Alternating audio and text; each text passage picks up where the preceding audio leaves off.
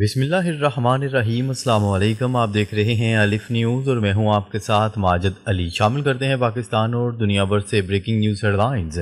Donald Trump کا Iran کے خلاف جنگ جاری رکھنے کا اعلان، اب شدت سے حملے کیے جائیں گے، تہران کو وارننگ۔ امریکی صدر ڈونلڈ ٹرمپ نے ایران کے خلاف جاری کشیدگی میں شدت لانے کا عندیہ دیتے ہوئے کہا ہے کہ آئندہ چند ہفتے انتہائی اہم ہوں گے اور فوجی کارروائیاں مزید تیز کی جا سکتی ہیں۔ امریکی عوام سے خطاب میں ڈونلڈ ٹرمپ نے دعویٰ کیا کہ امریکی افواج نے گزشتہ ایک ماہ کے دوران ایران کے اہم عسکری ڈھانچے کو شدید نقصان پہنچایا ہے اور کئی اہم اہداف کو نشانہ بنایا جا چکا ہے۔ ان کے بقول آپریشن اپنے اہم مراحل طے کر چکا ہے اور اب اسے منطقی انجام تک پہنچایا جائے گا۔ ڈونلڈ ٹرمپ نے یہ بھی کہا ہے کہ ایران کی جانب سے ممکنہ خطرات میں نمایاں کمی آئی ہے اور اس کے اسٹریٹجک عزائم کو خاصا نقصان پہنچایا گیا ہے۔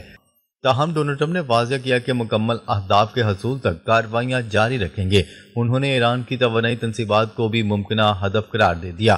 امریکی صدر نے ایرانی حکومت پر سنگین الزامات عائد کرتے ہوئے کہا ہے کہ گزشتہ دہائیوں میں عوامی مظاہروں کو طاقت سے کچلا جا چکا ہے، تاہم انہوں نے ان دعووں کے حق میں کوئی ثبوت پیش نہیں کیا۔ خطاب کے دوران انہوں نے مشرق وسطی کے اتحادی ممالک جن میں سعودی عرب، قطر، متحدہ عرب امارات، کویت اور بحرین شامل ہیں کے تحفظ کے عزم کا اعادہ کیا۔ تیل کی عالمی منڈیوں پر بات کرتے ہوئے ڈونلڈ ٹرمپ کا کہنا تھا کہ امریکہ اب توانائی کے شعبے میں خود کفیل ہو چکا ہے اور اسے مشرق وسطی کے تیل پر پہلے جیسا انحصار نہیں رہا۔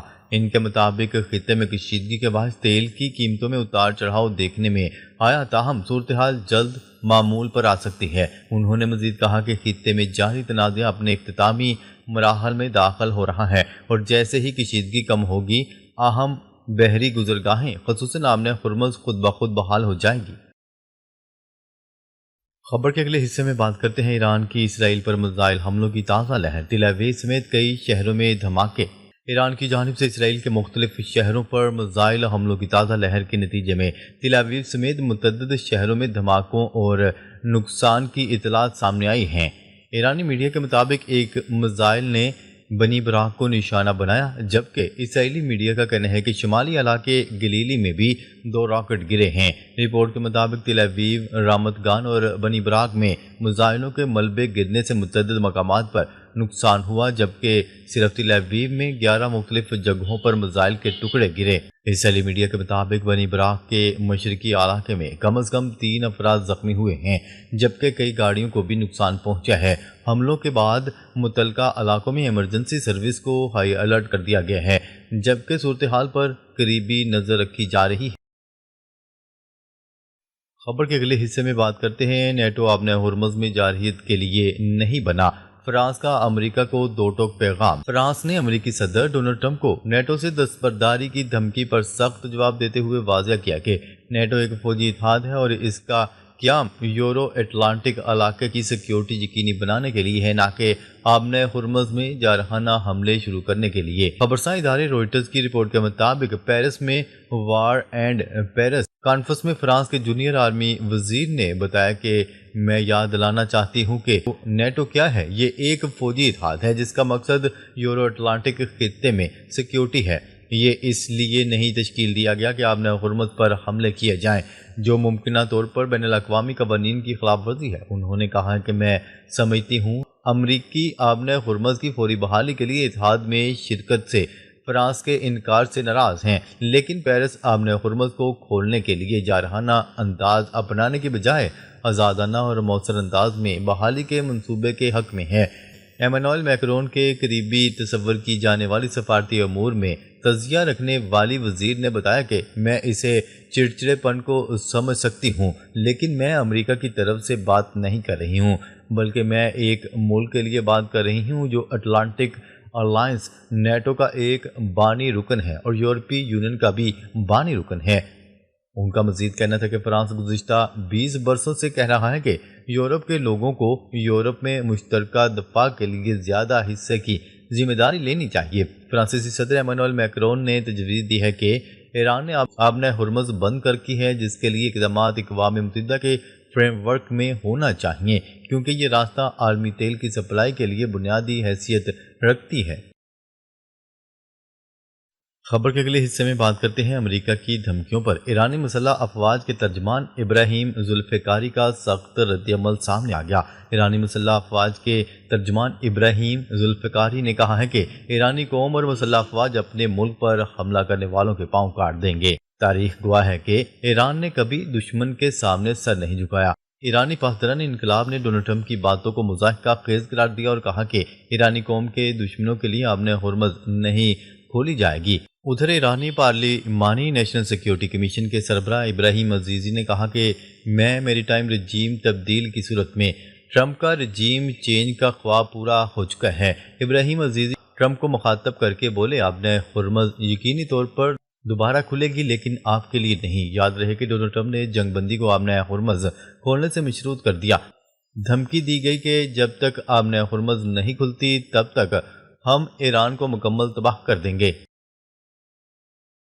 خبر کے اگلے حصے میں بات کرتے ہیں فی سیکنڈ میں 70 گولے امریکہ نے مزید A-10 طیارے بھیج دیے۔ مشرق وسطیٰ میں A-10 طیاروں میں بڑا اضافہ کر دیا گیا۔ امریکی اخبار نیو یارک ٹائم کی رپورٹ کے مطابق پینٹاگون نے مشرق وسطیٰ میں A-10 طیاروں کی تعداد دگنی کر دی اور مزید 18 A-10 طیارے خطے میں بھیجے جا رہے ہیں۔ امریکی اخبار کی رپورٹ کے مطابق کہا گیا ہے کہ پہلے سے موجود 1 درجن طیارے بھی کارروائیوں میں مصروف ہیں اور امریکی کمانڈر نے ایرانی کشتیوں اور ملیشیا کو نشانہ بنایا۔ A-10 طیارے زمین و بحری اہداف پر مؤثر حملوں کی صلاحیت رکھتے ہیں۔ طیارہ فی سیکنڈ 70 گولے فائر کرنے کی صلاحیت رکھتا ہے، جبکہ کم رفتار اور کم بلندی پر پرواز اور ہدف پر طویل وقت تک موجود رہ سکتا ہے۔ طیاروں کو آبِ ہرمز کے قریب زمینی کارروائیوں میں استعمال کیے جانے کا امکان ہے اور خارج جزیرہ بھی ممکنہ ہدف ہے۔ امریکی طیارے برطانیہ کے اڈے سے ہوتے ہوئے مشرق وسطیٰ پہنچ رہے ہیں۔ A-10 کی موجودگی ایران کے فضائی دفاع کمزور ہونے کا اشارہ ہے۔ خبر کے اگلے حصے میں بات کرتے ہیں یورپ آبِ ہرمز کھولنے میں شامل نہ ہوا تو یوکرین کو ہتھیار دینا روک دیں گے۔ ڈونلڈ ٹرمپ نے خبردار کر دیا۔ امریکی صدر نے اعلان کیا کہ اگر یورپ آبِ ہرمز کھلوانے کی کوشش میں شامل نہ ہوا تو یوکرین کو ہتھیار دینا بند کر دیں گے۔ فائنینشل ٹائم نے اپنی ایک رپورٹ میں بتایا کہ ڈونلڈ ٹرمپ نے یوکرین کو ہتھیاروں کی فراہمی روکنے کی دھمکی دی ہے۔ امریکی صدر نے آبِ ہرمز کھلوانے کے لیے نیٹو اتحادیوں پر دباؤ بڑھا دیا۔ ڈونلڈ ٹرمپ نے کہا کہ یورپ اتحاد میں شامل نہ ہوا تو یوکرین کے لیے ہتھیاروں کی فراہمی روک دی جائے گی۔ نیٹو ممالک بحری افواج کے ذریعے آبِ ہرمز کے سیکیورٹی اور بحالی میں ساتھ دیں۔ امریکی صدر کی دھمکی کے بعد نیٹو سیکرٹری جنرل نے فوری سفارتی رابطے تیز کر دیے۔ رپورٹ کے مطابق تجزیہ کار کہتے ہیں کہ آبِ ہرمز بحران اور یوکرین جنگ اب ایک دوسرے سے جڑتے دکھائی دے رہے ہیں۔ فائنینشل ٹائم کے مطابق عالمی سیاست اور سیکیورٹی صورتحال مزید پیچیدہ ہو سکتی ہے۔ برطانیہ میں آبِ ہرمز کھولنے کے لیے اتحاد پر مشاورت شروع ہو گئی ہے۔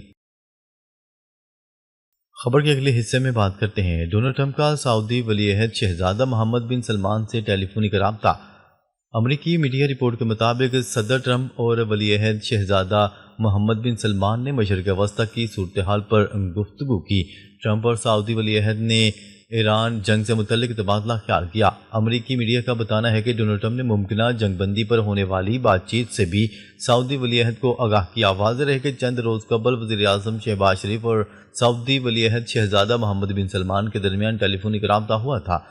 سعودی نیوز ایجنسی کی رپورٹ کے مطابق دونوں رہنماؤں نے خطے کی تازہ صورتحال کو کشیدگی کے اثرات پر تبادلہ خیال کیا تھا۔ وزیر اعظم اور ولی عہد نے علاقائی و عالمی امن پر استحکام سے متعلق امور اور جاری سفارتی کوششوں پر گفتگو کی تھی۔ وزیر اعظم شہباز شریف کا کہنا تھا کہ ہمیشہ اور مضبوطی سے سعودی عرب کے ساتھ کھڑے رہیں گے۔